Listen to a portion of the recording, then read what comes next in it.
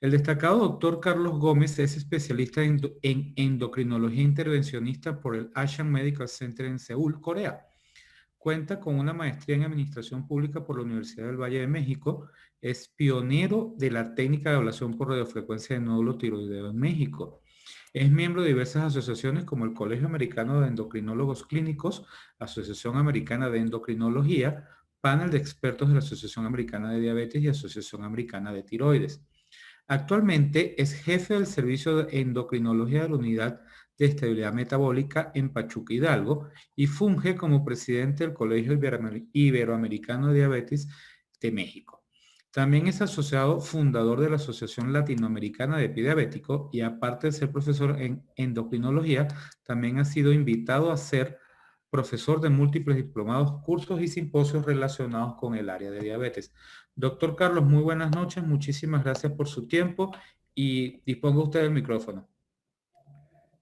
Hola, buenas noches a todas las personas que nos hacen el favor de acompañar. Agradezco la presentación del ingeniero Antonio y al Grupo CRIO por tomarnos en cuenta para dar esta charla acerca de los nuevos tratamientos que tenemos disponibles para el nódulo tiroideo. Y bueno, siempre a la vanguardia debemos de estar los médicos para poder ofrecer al paciente técnicas cada vez más innovadoras y menos agresivas para su pronta recuperación. Voy a compartir mi pantalla con ustedes. Vamos a iniciar con un preámbulo previo a la charla y en unos minutos estaremos ya entrando de lleno al tema.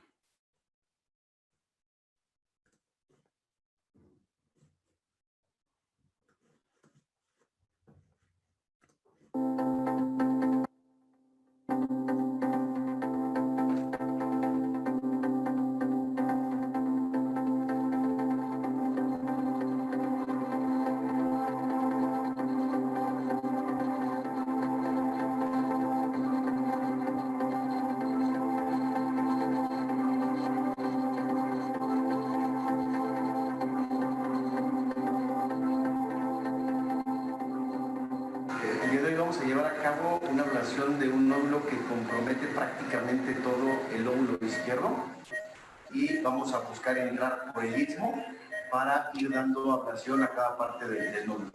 En unos momentos vamos a colocarle anestesia local para poder infiltrar a nivel de los músculos peritiroideos y también llevamos a la paciente en este procedimiento bajo sedación para que la paciente no tenga prácticamente ninguna molestia durante el procedimiento. Necesitamos un equipo de ultrasonido portátil y un equipo de radiofrecuencia, que es el que podemos ver en la parte de atrás.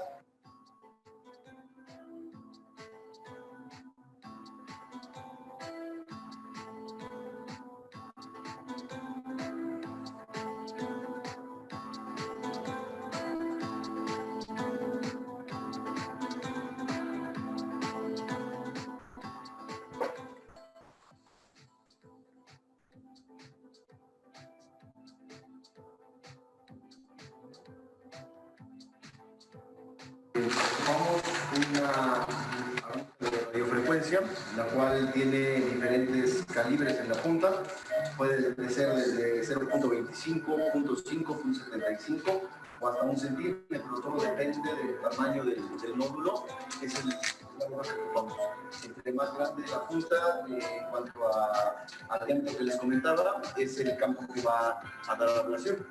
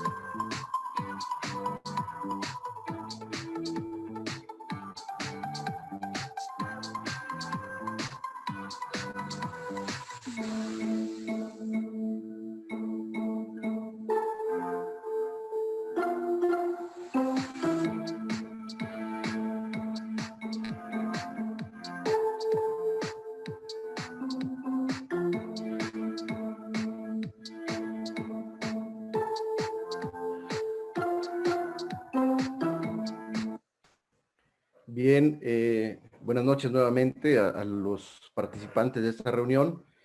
Vamos a iniciar con esta charla. Ya por ahí nos hicieron este favor de presentar. Vamos a tratar de ser concisos en cuanto a la charla del día de hoy. Y vamos a estar abordando un poco acerca de la historia de la radiofrecuencia. Vamos a revisar un poquito de epidemiología, acerca de cuáles son las guías actuales que están disponibles para el tratamiento del nódulo tiroideo por radiofrecuencia. Vamos a ver cuáles son las indicaciones, cuáles son las contraindicaciones de un paciente que quiere someterse a un procedimiento de radiofrecuencia. Analizaremos la eficacia y la seguridad de cada tipo de procedimiento y finalmente vamos a concluir con una serie de casos clínicos de aquí de la unidad. Bien, la historia de la radiofrecuencia se remota ya a algunos años atrás, específicamente por ahí de los años 90. Los coreanos empezaron a hacer algunas técnicas acerca de la ablación percutánea con etanol en algunos nódulos tiroideos. En el 2001 se empezó a utilizar la radiofrecuencia guiada por ultrasonido en tiroides. Para el 2003, los mismos coreanos estaban utilizando la ablación por radiofrecuencia en cáncer diferenciado de tiroides. Y finalmente en el 2009, la Asociación Coreana de Radiología e Imagen saca sus primeras guías de tratamiento como tal para el nódulo tiroideo. Estas guías fueron actualizadas nuevamente en el 2018. Pero detrás de los coreanos vienen una serie de escuela europea también, en donde los ingleses empezaron a hacer también radiofrecuencia por ahí de los años 2012 más o menos, y sacan sus guías en el 2016. Los italianos en el 2019 tienen sus propias guías, y algunos países europeos también como España tiene sus propias guías de radiofrecuencia. ¿Qué es la radiofrecuencia? Pues bueno, la radiofrecuencia pues es una técnica mínimamente invasiva que se utiliza para el tratamiento de los nódulos tiroideos y cuyo objetivo literal es provocar quemadura en la zona que vamos a ablacionar, en este caso en el nódulo tiroideo, a través de una aguja térmica, la cual a través de la punta genera calor, y el movimiento de fricción hace que ese nódulo vaya sometiéndose a temperaturas muy altas hasta lograr prácticamente pues quemarlo por completo, desvitalizar el tejido vivo, por así decirlo. ¿Por qué surge la radiofrecuencia? Porque se dieron cuenta que al someter a los pacientes a técnicas convencionales, llamémosle tiroidectomía total, hemitiroidectomía, los pacientes tenían un mayor riesgo de presentar complicaciones asociadas al metabolismo, y también podían tener algunas complicaciones relacionadas a la voz, algunas situaciones que se presentan más a menudo en los procedimientos convencionales, aunque también es cierto, pues las técnicas quirúrgicas han avanzado cada vez más y estas complicaciones se presentan cada vez menos. Entonces, a través de esta técnica tenemos la posibilidad de preservar la mayor parte de la glándula tiroides, y obviamente es una técnica mínimamente invasiva que tiene evidencia clínica y seguridad. Justamente en esta diapositiva cabe mencionar que no tratamos en lo personal de causar controversia de que si la radiofrecuencia es mejor, que si la cirugía convencional es mejor. Ambas técnicas tienen sus indicaciones, ambas técnicas tienen sus contraindicaciones, pero lo que es cierto es que hoy en día la radiofrecuencia ha venido ganando un campo impresionante en el área de medicina, y no solamente en tiroides. Más adelante vamos a ver en dónde más se está ocupando la radiofrecuencia. Si nosotros tomamos a la población en general, entre el 19 al 76% de los pacientes pueden llegar a tener un nódulo tiroideo. De los pacientes que vemos, inclusive del 5 al 10% el nódulo es palpable. y solamente del 1 al 2% los nódulos los cuales vamos a someter a biopsias van a salir malignos. En algunas autopsias, hasta el 49% de los pacientes tienen nódulos tiroideos. Esta imagen representa una zona cercana aquí a la ciudad de Pachuca, Hidalgo, que en general, si podemos observar, en todo el estado de Hidalgo, el 10% de la población puede llegar a tener bocio por ultrasonido. Esos son algunos estudios ya bastante viejitos, pero es de lo que encontré de la zona de aquí de Hidalgo. Pero en algunos otros se puede reportar hasta el 23% de la población que tiene bocio por ultrasonido. La zona más endémica, más vocígena del estado de Hidalgo es en la región de la Huasteca hidalguense, que viene siendo Huejutla.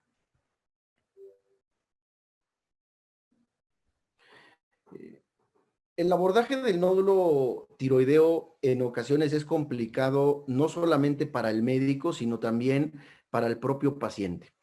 Porque cuando nosotros vemos a un paciente que tiene un nódulo tiroideo, puede haber sido referido por el médico de primer contacto, pudo haber sido referido por el médico radiólogo o por el médico ultrasonografista.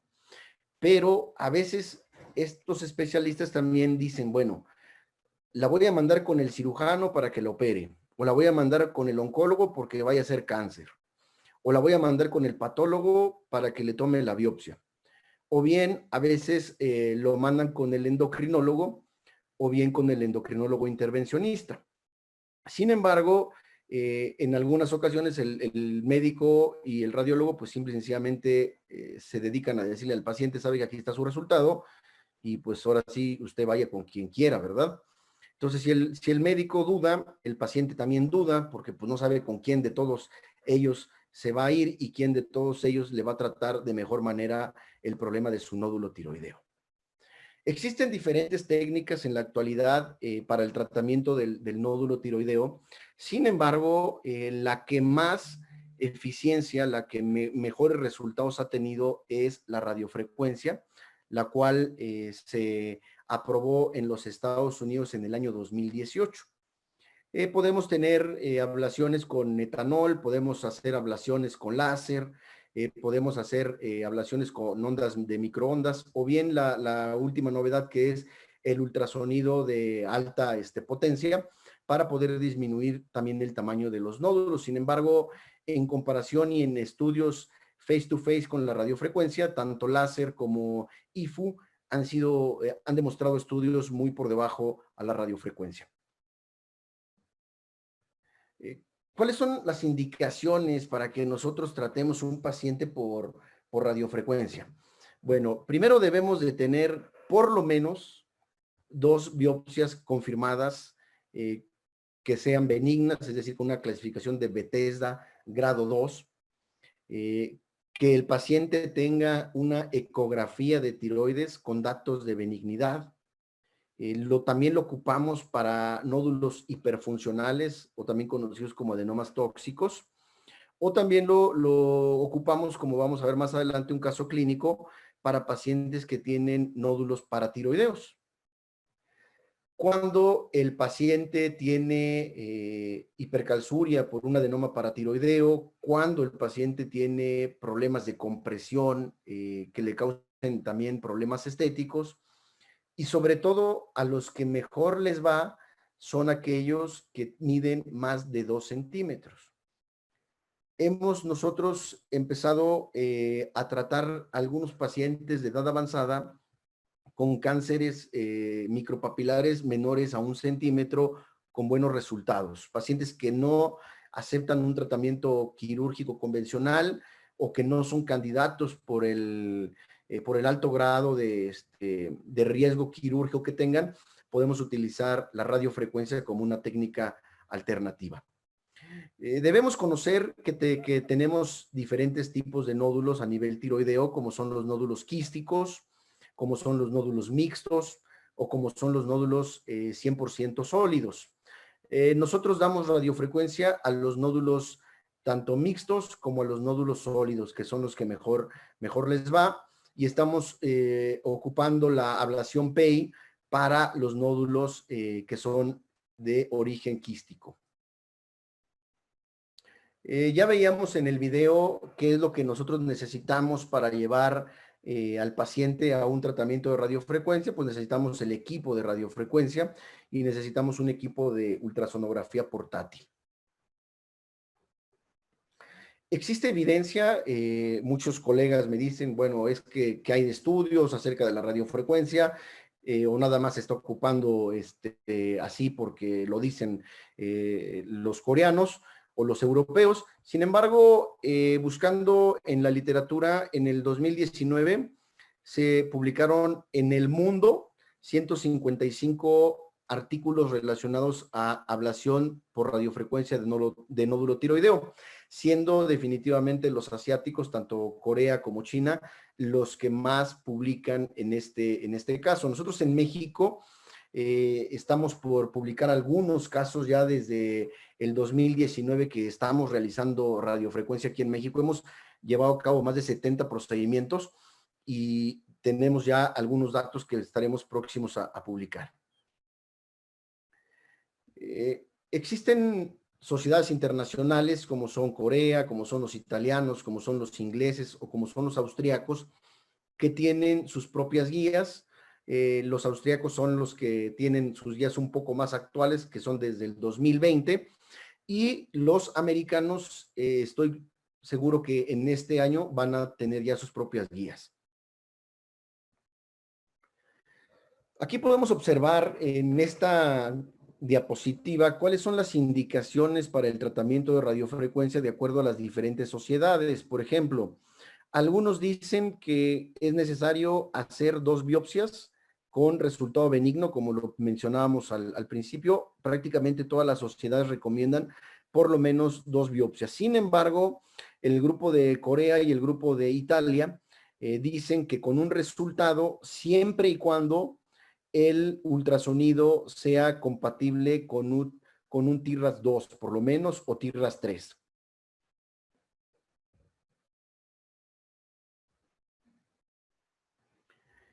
Algunas recomendaciones también de estas mismas guías, tanto antes como después de someter a un paciente a tratamiento de radiofrecuencia, son las siguientes. Por ejemplo, aquí nos dicen ellos que el estudio de elección para poder hacer un análisis de la tiroides, el estudio de elección es el ultrasonido.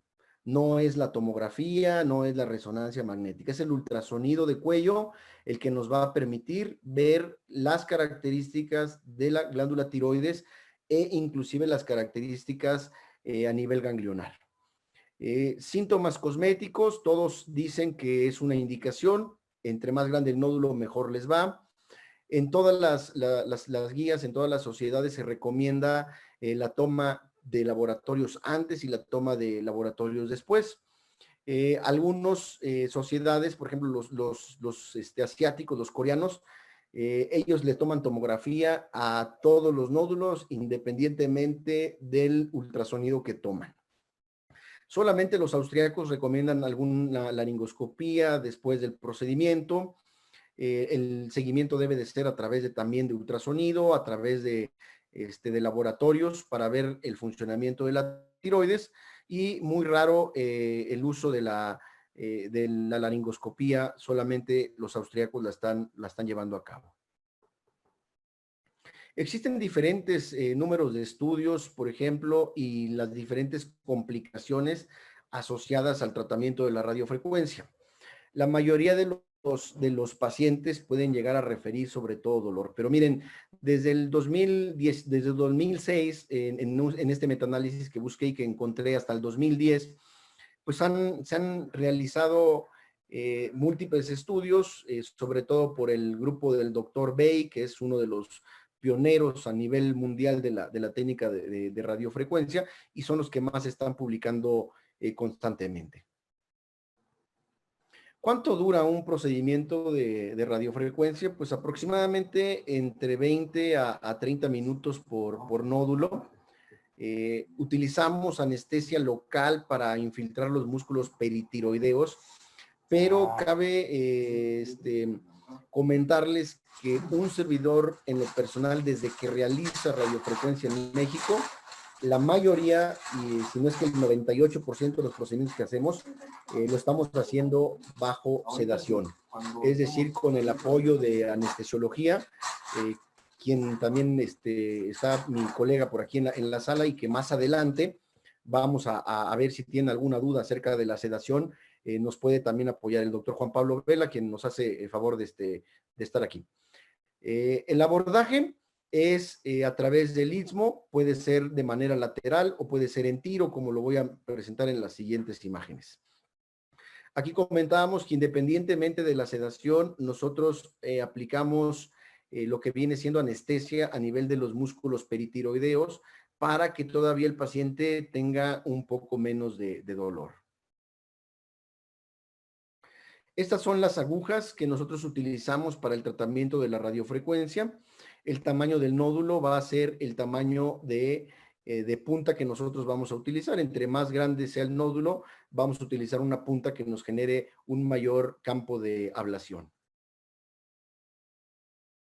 Aquí vemos las técnicas que les comentaba. Hay una técnica en tiro, hay una técnica de manera lateral y hay una técnica que es la del istmo. En lo personal, me gusta utilizar más la del istmo porque tiene uno mejor manejo de la aguja y mayor control de la misma. De acuerdo a estas guías, que son las más importantes, todos recomiendan anestesia local. La mayoría de las guías recomienda la técnica a nivel del istmo y también la técnica en tiro. Sin embargo, los ingleses, ellos no utilizan estas técnicas. Los coreanos son los que utilizan la ablación vascular, y voy a hablar un poquito más adelante acerca de la ablación vascular, porque nosotros también utilizamos este tipo de técnica. Y la hidrodisección, los que más experiencia tienen en hidrodisección son los coreanos. Más adelante también vamos a hablar un poquito acerca de lo que viene siendo la hidrodisección. En esta diapositiva podemos ver un nódulo de aspecto quístico, el cual está prácticamente muy vascularizado. Nosotros ocupamos la ablación a nivel vascular para disminuir el riesgo de nueva formación del nódulo quístico. Y también lo ocupamos la ablación vascular cuando el nódulo tiene mucha vascularidad, justamente para evitar que crezca, evitar sangrados posoperatorios, pero también hay que tener mucho cuidado para hacer la ablación vascular, porque podemos ocasionar complicaciones mayores. Algo que es muy importante, y esto va muy relacionado al adiestramiento de la radiofrecuencia, es importante conocer cada parte de la anatomía del cuello, no solamente de la tiroides, porque existen zonas de riesgo, como vamos a verlo en unos minutos, en donde podemos causarle daño al paciente en caso de no tener una buena técnica. La técnica de la ablación, nosotros recomendamos el ingreso por el istmo, y vamos generalmente de la zona más lejana del nódulo a la zona más proximal para poder tener un adecuado control del campo de ablación. Aquí vamos a ver este video de la de la anatomía de la tiroides, y en algunos casos podemos tener variaciones a nivel de lo que viene siendo el nervio vago, cuyo control también es muy importante dentro del procedimiento de radiofrecuencia.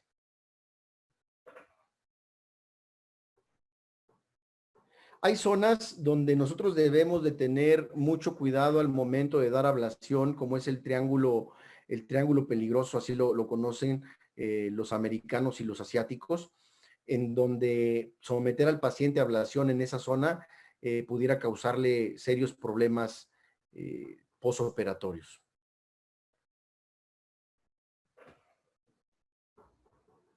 Ya comentábamos, vamos a ver en el primer video una técnica de cómo es la anestesia a nivel de los músculos peritiroideos. Aquí en el puntero vamos a ver la aguja, cómo va entrando. y vamos nosotros a comenzar a infiltrar los músculos peritiroideos.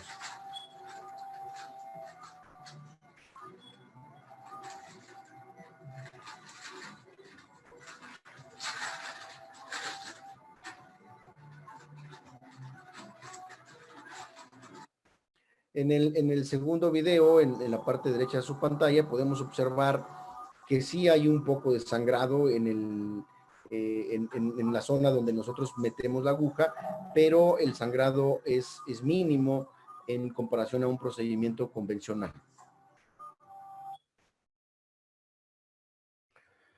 Bueno, aquí comentábamos que es importante tener en cuenta este triángulo peligroso porque son zonas donde generalmente se aloja el laringio recurrente y podemos tener algunas complicaciones importantes. De igual forma, lo que viene siendo la carótida, lo que viene siendo el nervio esofágico. Entonces debemos de tener varias cosas en mente por ahí.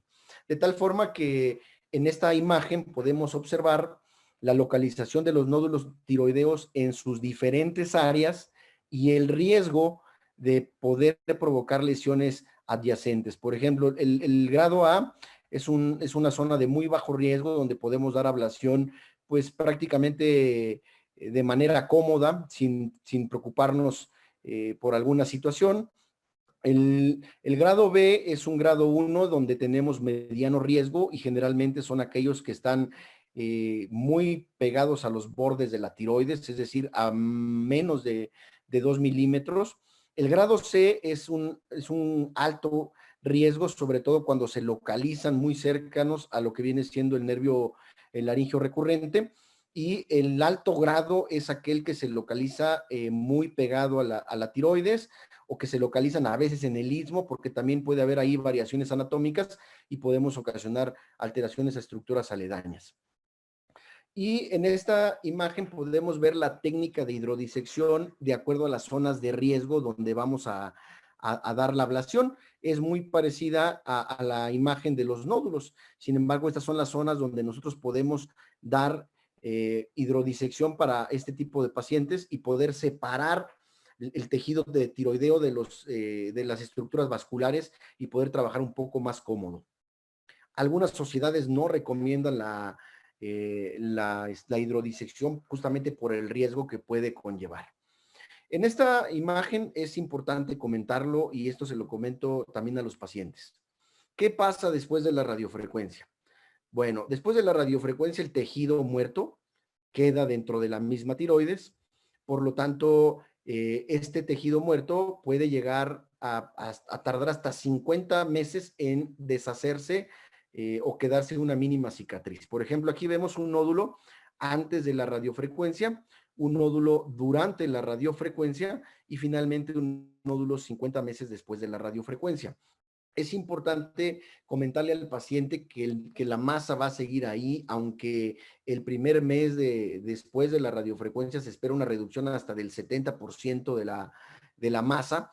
Sin embargo, a veces el paciente dice, bueno, ya me hicieron la radiofrecuencia, voy a ir ahora a hacerme un ultrasonido una semana después del procedimiento y, oh sorpresa, resulta que se encuentra la misma imagen con diferentes características ultrasonográficas, pero que sigue estando ahí. Entonces, a veces el médico, el radiólogo o el ultrasonografista, como no conocen la técnica de radiofrecuencia, dicen, no, pues yo aquí sigo viendo algo raro, así es que pues yo cumplo con reportar y usted vaya con la persona que le hizo el procedimiento. Entonces hay que tener mucho cuidado en ese sentido con los pacientes porque puede causar cierta confusión. Aquí podemos ver la aguja que va a dar la ablación, cómo vamos dando de la zona más distal a la zona más proximal.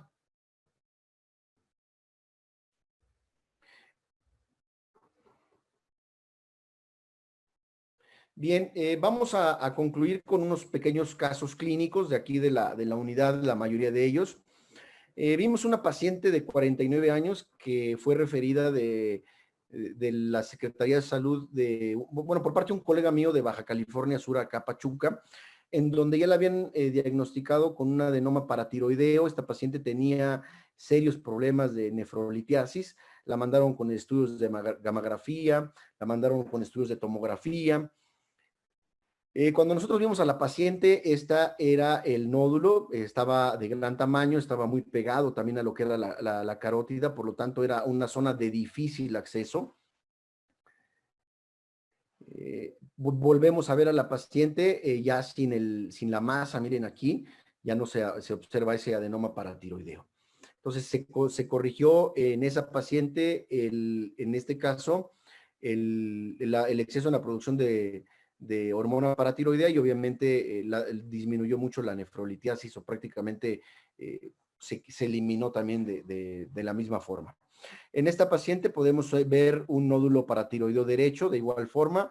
En el estudio post prácticamente no se ve el adenoma paratiroideo. Esta paciente la operamos el 19 de septiembre del 2019. Es un nódulo de gran tamaño, de aspecto mixto, y la volvimos a ver prácticamente el 11 de junio del 2020 con una reducción del nódulo, pues yo creo que de un 80%. Esto es lo que le queda prácticamente de la zona de ablación, y esto era lo que representaba el nódulo en su momento. Este caso me ha llamado mucho la atención porque es la paciente más joven que ha intervenido, tiene 16 años. Es una paciente que se diagnosticó en noviembre del 2020 y fue sometida a tratamiento por radiofrecuencia en febrero del 2021. Podemos ver aquí el nódulo derecho que prácticamente abarcaba gran parte del lóbulo derecho, y podemos ver la misma paciente que fue sometida en noviembre del 2020 que fue diagnosticada en noviembre del 2020 y que le hicimos el estudio en junio del 2021 con una reducción importante. Podemos ver aquí lo que queda del nódulo y en esta imagen cómo estaba ese nódulo. Esta es una paciente cortesía del doctor Beik, que fue sometida a radiofrecuencia prácticamente de toda la tiroides por un bocio importante de mucho tiempo. Y aquí vemos 18 meses después, pues prácticamente el bocio se había eliminado. Este es un caso en donde el nódulo abarcaba prácticamente todo el lóbulo derecho.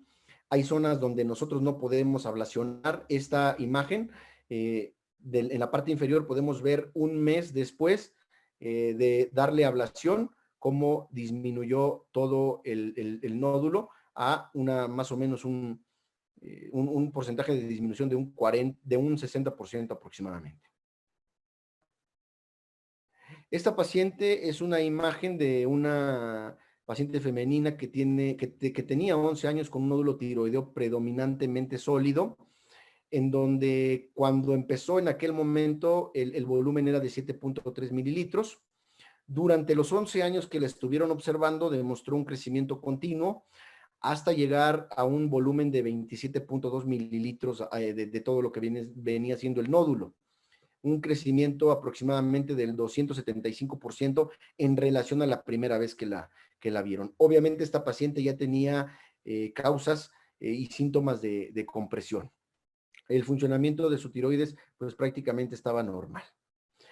Posteriormente esta paciente, fue un estudio un mes después de post-RFA, habíamos disminuido el volumen a 12.4 mililitros. Si se dan cuenta, en esta paciente había disminuido en un mes de tratamiento el 54% del volumen después del tratamiento con radiofrecuencia. ¿Cuáles son las complicaciones asociadas a la radiofrecuencia de acuerdo a diferentes estudios? En un total de 442 pacientes, solamente se reportaron 7 pacientes con hematomas, un paciente con sensación de quemazón en la piel, 27 pacientes refirieron dolor importante, 3 pacientes manifestaron elevación de la T4, 3 pacientes manifestaron disminución de la TSH, solamente un paciente quedó con hipotiroidismo, 3 tuvieron edema, 5 tuvieron fiebre y un paciente tuvo cambios en la voz. Si se dan cuenta, las complicaciones son poco frecuentes. Quizás la más frecuente de todas es el dolor en un grupo de 442 pacientes en diferentes estudios realizados desde el 2006 hasta el 2010. Conclusiones de la plática. Bueno, es una técnica alternativa, es una terapia mínimamente invasiva, cuyo procedimiento es ambulatorio, utilizamos anestesia local, utilizamos sedación en algunos casos y obviamente tenemos un menor riesgo de complicaciones asociadas. Es importante trabajar en equipo, saber cuándo y a quién derivar en un momento al paciente. Es importante conocer las indicaciones, conocer las contraindicaciones, quiénes son los candidatos a esta técnica, también es algo importante que debemos de evaluar. Con esta técnica disminuimos costos de hospital, disminuimos riesgo de infección, disminuimos riesgo de hipoparatiroidismo, hay menor riesgo de hematomas y obviamente con fines estéticos a los pacientes esta técnica pues les encanta. ¿En dónde más están utilizando radiofrecuencia? Y esto también es importante comentarlo. Actualmente la radiofrecuencia es una alternativa para el tratamiento del cáncer de mama en Corea. Se utiliza para nódulos pulmonares que son inalcanzables por una cirugía convencional. Se utiliza para tumores de vejiga, para tumores de hueso. Se está utilizando para endometriosis, para miomatosis uterina, para tumores de hígado, para tumores renales. Y obviamente, pues es una técnica que cada vez gana mayor terreno por toda la seguridad que tiene al utilizarse de manera correcta. Siempre es importante trabajar en equipo para poder obtener mejores resultados. Y bueno, creo que esa es la última diapositiva. Agradezco mucho su atención y estoy completamente abierto a cualquier pregunta. Muchas gracias.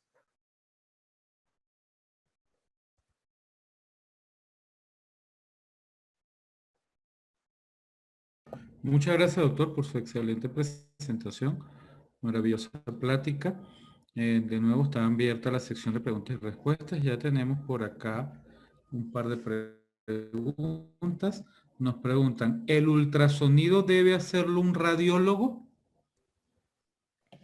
Mira, tengo por ahí un colega radiólogo en la ciudad de Mazatlán, que también tiene mucha experiencia en el ámbito de tiroides, y él comenta algo muy importante. El endocrinólogo, el radiólogo, el médico ultrasonografista que toma un curso de ultrasonido durante 1 o 2 años, la mayor práctica la va a adquirir haciendo un mayor número de estudios de cuello. Cuando yo terminé la residencia, a mí en lo personal me permitieron durante la residencia, me gustaba durante la residencia ir a radiología y en mis tiempos libres hacer ultrasonidos de tiroides junto con los radiólogos.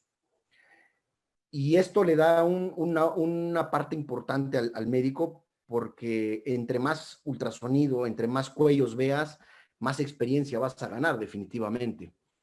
Existen zonas donde no hay radiólogos, existen zonas donde no se tiene el acceso a eso, pero es ahí donde el médico de primer contacto formado con ciertas características puede empezar a ganar cierta batalla. En el caso de nosotros, pues el equipo está en todo momento, todos los pacientes que tienen patología tiroidea son sometidos definitivamente a un ultrasonido de tiroides. Bien, por aquí veo otra pregunta que nos Perfecto, dice, doctor. ¿por qué se requieren 2 biopsias previas a la radiofrecuencia y qué espacio en tiempo debe de haber entre ellas? Bueno, las guías en general recomiendan 2 biopsias. Sin embargo, los coreanos dicen que puede ser suficiente con una biopsia siempre y cuando el ultrasonido sea compatible con un TIRADS-2 o un TIRADS-3. Sin embargo, lo más adecuado es someter al paciente a 2 biopsias en el momento en el que hacemos la primera y quizás 2 meses después hacer una segunda biopsia. Si son reportadas como Bethesda 2, el paciente es candidato a radiofrecuencia. Por aquí vemos otra. ¿Por qué es una indicación? ¿Por qué es una indicación para el tratamiento de radiofrecuencia que el tumor sea benigno? Bueno, actualmente la radiofrecuencia no solamente se está ocupando en tumores benignos, los estamos ocupando inclusive en cánceres micropapilares menores a 1 centímetro. Que el tumor sea benigno está muy relacionado también al tamaño del nódulo, porque, por ejemplo, hay pacientes que viven mucho tiempo con el nódulo, pero que de repente les empieza a crecer y eso los empieza a alarmar.